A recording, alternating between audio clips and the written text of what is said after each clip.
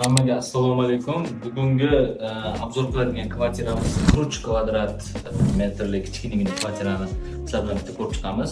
Bu kvartiramiz Akasiyada joylashgan bo'lib, bitta studiya, alohida sanuz bilan alohida spalnisi bor. Kirish qismida kirganimiz bilan bizda chap qo'lda eshik baravarida krupniy bitta ko'zgu kutib oladi. Bu ko'zgu ancha qulayliklarga ega.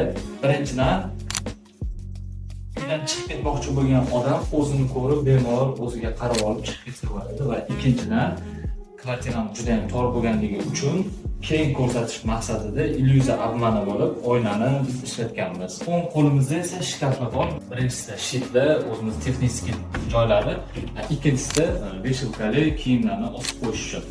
Pasti ham alohida ajratilgan, bu yoqqa oyoq kiyimlar qo'yishimiz uchun. Oldida esa kichkinagina pufik bor va ilgaklari ham bor. Har doim kiyiladigan kiyimlarni qish, kuz sezonlarida osib qo'yish uchun. Va buni ham albatta ochiladi. Bunga ham qo'shimcha har xil oyoq kiyimlarni solib qo'ysa bo'ladi.